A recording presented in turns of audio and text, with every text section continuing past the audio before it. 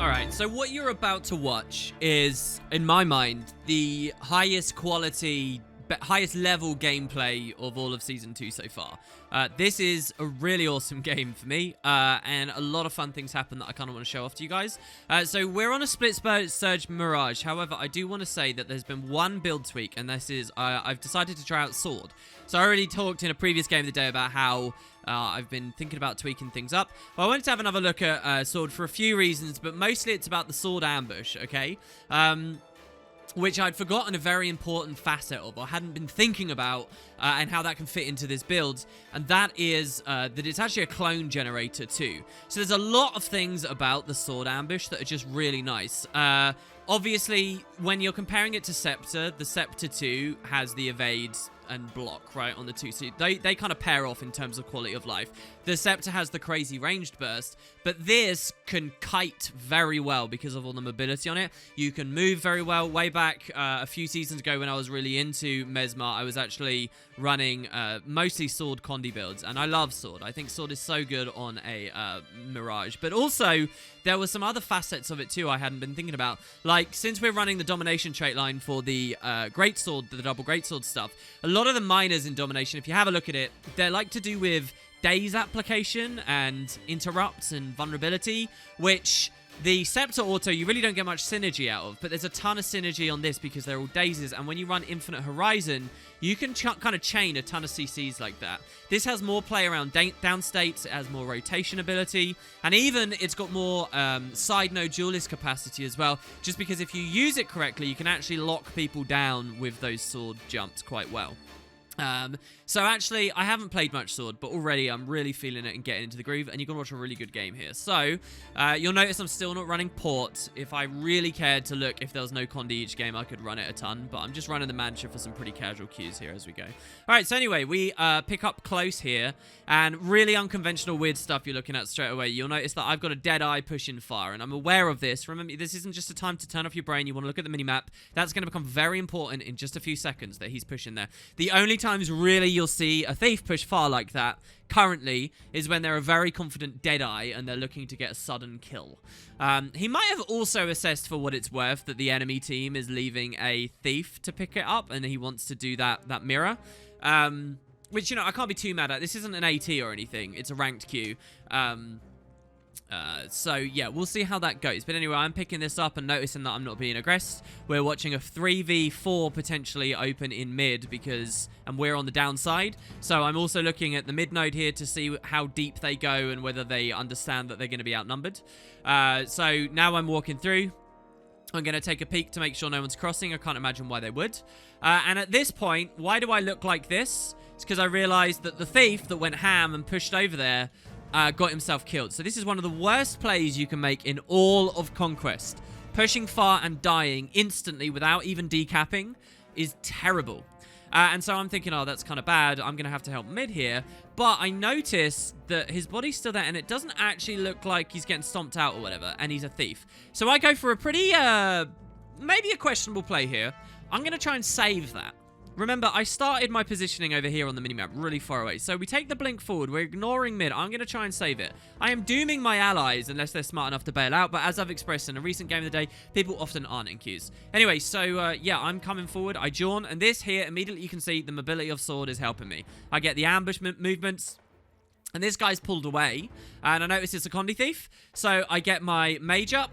2 dodges in, we get our Berserker up, we jaunt on and Mind Rack at the same time. We actually kill him with the Mind Rack there. Well, the Mind Rack plus the auto here. And we've actually just killed the enemy Thief, but I'm charging my allied body because he's got very little health left. And the game here now is to res this, just to get his health up a bit. Here, I don't have any conditions on me, but I pop my Mancha to cleanse the body, so that I can just res a little bit quicker. Who knows when the snowball from mid is going to start swinging down. I get him up, and as soon as I'm confident of his health, we take a Mirror Blade and an ambush over the body to clear that out and give the guy the rally.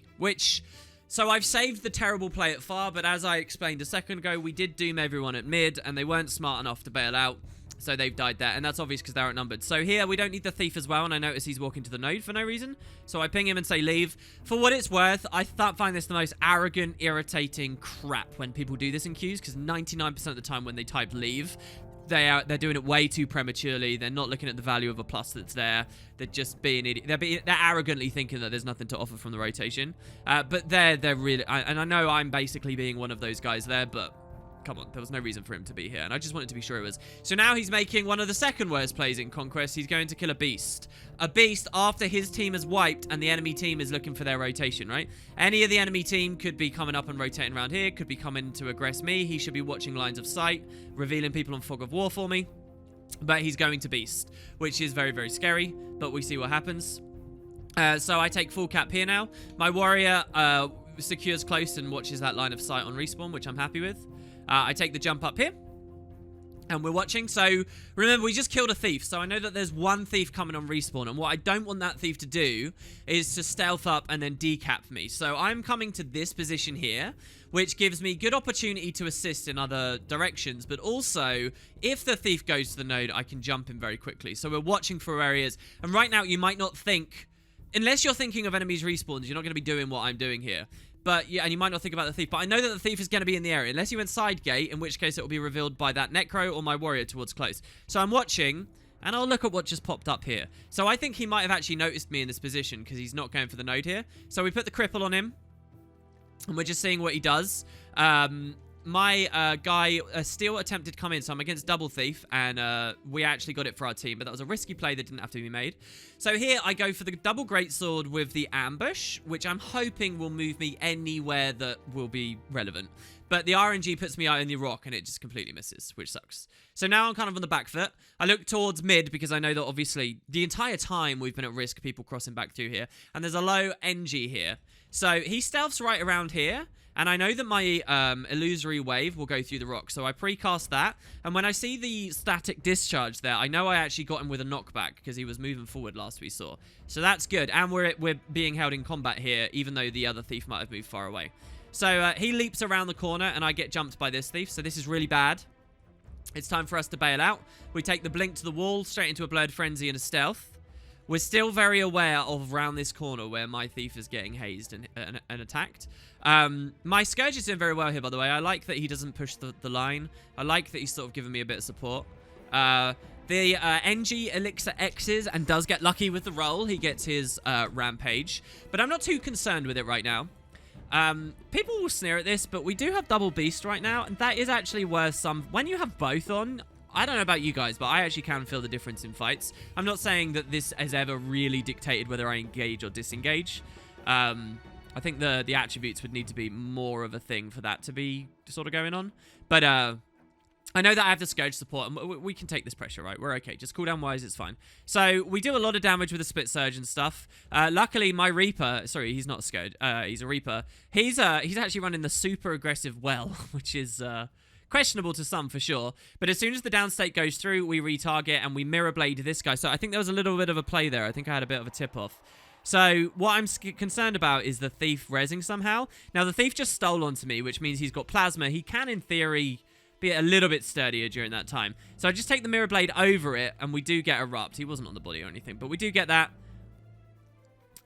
We bounce that onto him and mind rack him, and we come up towards the other thief now. Now, I'm not in a particularly great position to aggress super hard right now, so we're just going to watch and see what we can do. So the game here is, I know that this guy's bailed because he wants to attack here, and my Reaper is vulnerable, to be honest. This thief can daze chain and lock him out and could swing this. So there's maybe a question in my decision making here, but all I'm doing is going for decap, and I know then I need to run over. We can even see that he's nice and low health. Right? So as soon as we get decap, we blink over. What I'm doing here with the camera, it might look like I'm hesitating, right? But what I'm doing with the camera here is I'm going to move the camera down on the last tick of decap so that I can blink to about here and illusory ambush forwards to guarantee that stomp and to save my Scourge. So what happened? My Reaper. So what happens is the Reaper gets the kill and then goes down. So no rally for him, which isn't very good. No bueno on that. So we just stand back here. We walk into the Condi Thief's trap. Which is pretty frustrating. And now the Condi Thief's done something kind of cool, and I'm not sure how he procced it, actually. Maybe we could freeze frame and look back. But apparently, if you stealth in a dagger storm, when you come out of the dagger storm, it actually bugs your animation. So I know he's in a dagger storm right now, not because I'm looking at his buff bar. 99% of my focus right now is around me, but because of the condies and all of the wells that are coming out. And in fact, we got hit with a very early tick of the dagger storm over here. So I'm not sure how he stealthed in that.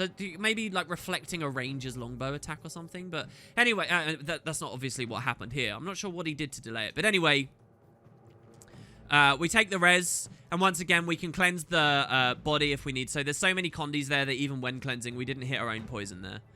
And so now we need to, we get the counter kill, all right? So that's good. We got the decap. We came over, we stopped our Reaper from dying, we've done this, but respawns, we're doing this in front of their base, which is really, really silly. This entire thing's been terrible. So what I try and do is stealth out, but I don't play, this is a big misplay from me here. I don't play with my personal mirror reflect, which means that, again, I'll reflect like a rifle attack or a particle accelerator or something from the engineer, the holo, and I'm revealed, so it doesn't actually help me at all. But this is where sword is great as well. You know, sword, we can ambush our way forwards, and you know, is much more valuable than a single block and a half-second evade that Scepter would have been offering us at the same time. So they come through the joke, and I'm immediately looking to counter pressure. I just want to be clear that since the decap, nothing I have done has been anything to do with conquest and the nodes. It's been about ally support and fighting, right? So I know that the holo's hitting this guy really hard. So on the choke, we push him into S there. I think that was a premature S from the holo, to be honest, and maybe, unless something was going on that I didn't see there, maybe he kind of threw getting a kill there. He could have expected me to hit him a lot harder. We come up here where we'll be safe for a while, push him into his second S. Really boring, honestly, the double S's. I love that the game's balance has moved to a place where double S feels like the outlier and the aberrative thing. For so long, we were having these hideous, like, 5-second signet of stones and stuff we were frequently having to deal with. Now, double S is really the only, like, annoying stall mechanic, it feels like, in the game. And even that's not as bad as a lot of the historical stuff. So anyway, we come back, and the reason I mentioned I haven't really thought about the nodes is because they kind of take care of themselves, you know? If you're winning the fights, you don't have to worry too much else. So we see we have a downstate ally, and the game here is to provide some counter pressure. And this was beautiful here. This is split surge at its best, to be honest. We're getting so much pressure from this. Not only do we get the one big ambush, we get another one. We get a beautiful knockback here as well. And look, we got a double kill here with a low guy. We're obviously going for the res and the rally, which we've managed to proc. I kind of eat a full counter there, and I realize I'm getting hazed really hard. I'm getting pressured by a Deadeye, so I pull away. And at this point, I realize the fight is basically won. I can actually go in full cap now. The Deadeye respawns and throws hard, because he just wanders into basically our team that is spawn camping very heavily. The Deadeye threw. One of the red team players was very smart, though, and went side gate and decapped us, forcing his team... he forced us away from pure spawn camp at the last second. If he hadn't done this, we would have created a really easy line, and it would have just been, that would have been it. They would have been 81 points, and everyone would have given up, because we would have just been team deathmatching them down, and they would have had too much to do. But by going out of side early and taking this decap, he forces, you know, with these uncoordinated, uncommunicative queues as these are, that is enough to split and spread everyone, and, you know, open up some access for his team to get out now. So I cannot stress how important that is in identifying the second exit. Anyway, right at the last tick of cap, we do have the respawning thief again here now. I've been stolen onto. It's Condi, and I'm really not concerned about Condi. Not when you run the mantra. It's just so easy as a matchup for me. So I messed with this jumping puzzle really badly, to be honest. It took me way too long to climb up there. Let's pretend that this isn't happening. But I stand on here because this isn't actually no port. You'll notice that on my marker pack, I've only designated this as a kite spot. This can actually, if he steals, he will get plasma from me. If you're high enough and you do it right, it can kind of... It can move, but not trigger some of the other effects. But the point is, this isn't actually that safe. But he's getting thrown off enough because he's so dodge reliant with his pressure here. So, I mean, I'm fine. I tried to lose your ambush. I was really hoping it would put me behind him here, but it takes me up. I know I'm still safe because I can bait him down and then jaunt up again. And so this is kind of cool here. The enemy still doesn't have the cap. I'm against this thief, a warrior, and another thief is actually taken. I'm 3v1 right now. Which is very, very dangerous situation to be in. As soon as this full cap goes through, the other thief can come up. And that's what's on my mind right now, okay? So, I take the wave to push them back. And I'm continuing to take this guy as my priority target. But I know that I'm probably going to get stolen into. I'm not sure whether this build runs Mug. But he's like, which is a big part of a thief's sustain, right? So sometimes when they've been atrophied down, you know, like a lot of the times your only escape as a thief is to Mug. And so I'm expecting that, but I'm also expecting this guy in the 3v1 to come in too. So what you'll see, I've actually paused it at a perfect time here. I'll go back ever so slightly so you guys can watch, right? We jaunt up, and the other thing is the jaunt, right? You know that because you've come up, they're going to use some kind of TP to get in again, right? So we cast the Greatsword, we knock them back, and as soon as we've done that, we swap to sword here, and we Blurred Frenzy. And this is a preemptive Blurred Frenzy. Just something about the flow of this moment, I feel like a steal is coming. And in the middle of the Blurred Frenzy, he ports in, I evade, he gets no Mug value, and I Mind Rack straight away. This is the Mind Rack. It's been pressed, but you haven't seen the damage. And he dies. So he gets baited into that so hard. That felt so good in the moment. So I'll just let you guys watch that through. It was 100% at the start of this little moment. In a 3v1. He eats the stuff, dodges away. And we kill him. Okay? So, and if I swapped to that melee set and he didn't come in, I was screwed. I had nothing. I mean, this is sword. I'm in a kite location, hazing down. I really like the balance of having a close set, like a good melee set and a range set as well on one build, instead of like double range or double melee as you find on other builds elsewhere. So anyway, the Warrior's kind of stuck and in a frustrating position. Warriors are always struggling against Mesmers on this map, really at any node you go to, just because of the power of Jaunt. You know, you'll track them up and then, or you track them down and then just go up and then just keep hitting them. So anyway, this thief's been playing terribly, I will openly say. Whenever something exciting happens like this, it's like, oh, I'm 3v1ing, and here's some footage of a 3v1. Someone always in the comments is like, yeah, but they're really bad at the game. Yeah, I know. All right, one of these guys hasn't been playing too well, but it's still pretty cool, right? So here we get to go back to Split Surge now, and we can cleave this. So the Warrior's trying to res the body, but he can't through our pressure there. A Dagger Storm appears, so now I take the other kite.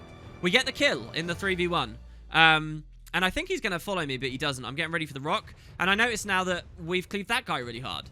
So we take the pressure here as well. We execute this. I don't actually know whether that hits under the bridge or not, but I try it while he's in stealth. We come back through. A little bit more cleanse here. And I decide to stop greeding now that I've jumped off. And I think, okay, well, the guy's still low. Maybe we can stop. We track the Warrior away, who goes immediately full counter, so I don't attack him. This guy comes in with his sword too, which immobes me. But we can always use this to cleanse that and get away and evade even from in position. That also throws me into an ambush. I come onto this rock and this no port spot, so he can't do anything. And now this is perfect. The Warrior's behind me, and the Thief is trying to run away, and I can chase. Even though our two biggest chase utilities are gone, and we've just swapped off of sword, we do have the 1200 range at the same time too. So as soon as he tries to leave, we blow him up from 1200 range. And now the Warrior, ever in the miserable position, is trying to follow through. So this is great. Now, we enter another phase of the fight, where I'm trying to jump onto this, because the original Thief has respawned. And we got a preemptive Distort here. Sorry, it's going too quick. I can't really explain all this. So we get the kill. And you'll notice here, it's annoying that Svanna gets aggroed. You'll notice that I deliberately actually turn and I have my camera like this, because I know that the aggression is coming from behind, right? And we see that this guy is making a beeline for us. So as soon as he gets close to about the 1200 range, we distort here, and we actually walk into Iron Mirror. So there's a little bit of an overlap there. But by doing that, he can't necessarily aggress us. And then the idea was to in distort climb onto this, which this first spike is not no port. They can still steal to you. You have to jump to another one. But it does dissuade a lot of melee aggression. So once again, I'm actually... Because I don't have my muscle memory. It's not like the old 2013 days anymore. I don't have it. So anyway, I get cleaved a lot because I missed that. And the beast comes in. So it's kind of horrendous. So I take the ambush like to a slightly more favorable position. Take a dodge roll and cast the Mantra, which will get that little bit of poison off of me.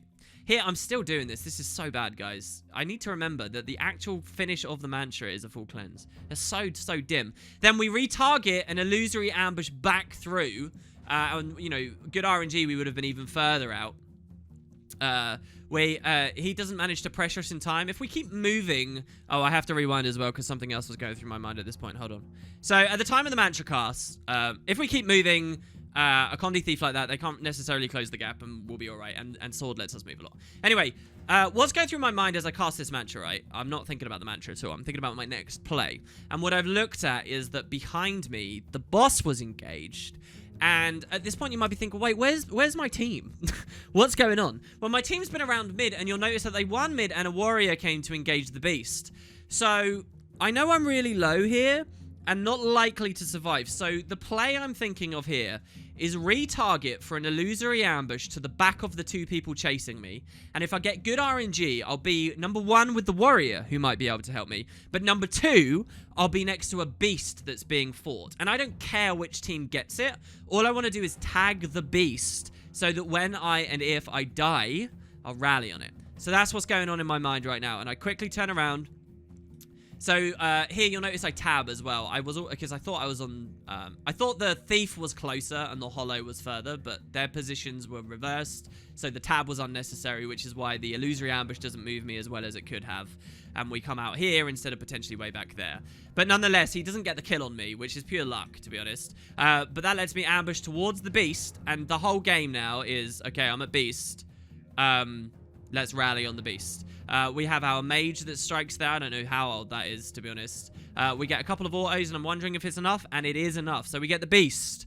Now, we stealth as soon as we res. The warrior's got plenty of health, and I'm going to my next kite location here, because I know that they're still going to be on me. So we come up here. This is a nice, simple one to get to. It's no valid path, and it's also good for melee aggression, because most people don't know. Like, they're going to be panicking, and they're going to be like, oh, I gotta get him. And they'll try and jump up from here instead of all the way around here. So this is a good kite spot for when you're coming from this direction. It's a poor one when you're coming from keep, because they'll follow you very easily. Anyway, so we just stand up here. We mitigate as best we can with the Blurred Frenzy. And we swap to GS. Oh, actually, no. I could have hazed that and swapped to GS there. There you go. Now I'm on GS. We take some evades as he jumps in. Here, we're holding the auto, because even though we've stealthed, we know that it's still landing hits. And there was a down... You might have actually seen it just up there. There is a downstate thief over there. Oh, there was. I swear I saw the downstate icon. Anyway, we come to this spot. And the guy is still on me, and he just can't, right? This is why a lot of people love Forest, okay? Because when you learn Forest, and you learn the things you can utilize... These are the builds you can play, all right? This, like, you guys understand how, like, map-specific a lot of what you've been looking at is, right? That's also why there's a bit of a thing with Guild Wars where it's like, it's not enough to say, oh, I've raided on a Mirage, so I can totally PvP on it. They're very, very, very different experiences, right? So anyway, we give a plus, I think, there while I was ranting, I don't know, to the far point, and the game's basically won at this point. We come up to mid, and we're just sort of having fun. This hollow overheated. I don't even know when his S ends. It's double S again, but I go for gold, and I just go for a really preemptive Greatsword 4, which misses. So we have to get our clones via other generation. We pick this one up instead with the stealth stomp. The stealth stomp, this was horrible for this warrior. You might think he lagged out, but again, what happened was I stealthed right as he was executing his rush from his greatsword, so it detargeted him and he just ended up wandering into the wall. He takes 100 blades out of range. It's too late, obviously. We Blurred Frenzy the full counter. That wasn't anticipated or anything. That was just me going through the motions. He's in shield block. I had a really good game as well against another warrior just before this queue. And so, this is actually kind of funny. We were right at the end, and now we've just been debunked everywhere and pressured everywhere. So there's kind of a question of, all right, what do we want to do? Well, I think that they can cap that in mid for free. And, oh god, there's too much happening in this game. They can cap that for free, and I can go maybe just aggress fire a little bit more. Maybe the smartest play is just to stand there with all of them. That might end it earliest. Anyway, so I was going... I'll show you. Sorry for the rewinds. So I was going to go and aggress through the choke. All right, we're all the way back here, right? And on my way there, I notice this guy that could be going at me really aggressively. So I think of where my nearest spot is, and I just stealth over to it. And we see if he wants to come at us at all. It's likely he doesn't. I can play kind of slow and passive like that anyway at the very end of the game. And now what we do is we blink up. And we take another decap for the end of the game. And, you know, sword's just nice for the decaps and stuff. I really have missed this weapon. So I don't know, and it kind of works on the build. It's not got too much chase potential. You know, the real temptation is to run like pistol over here, just so you can range stun someone when you're forced onto this set if they're running, and you know, even maybe get the duelist up as well. There's a really nice duelist trait that's kind of easy to pick up, to be honest, as well with these lines. But I value the stealth way too much to consider that. I don't know, I might be wrong, because for a while I didn't consider sword either. But there's a lot of aspects to that ambush. There's a lot of them. So anyway, there you go. Very fun game. Top damage, top kills, 0 deaths, a revive, and top offense. And a little bit of rating. I've actually tanked quite a bit because I was learning a new side-noding Soul Beast build. And you should never learn in ranked, guys. Never learn in ranked. You drag your teams down hard. But the Ascended Shards... I don't know. Alright, so there you go, guys. I hope you enjoyed, and I'll see you tomorrow for more of the day.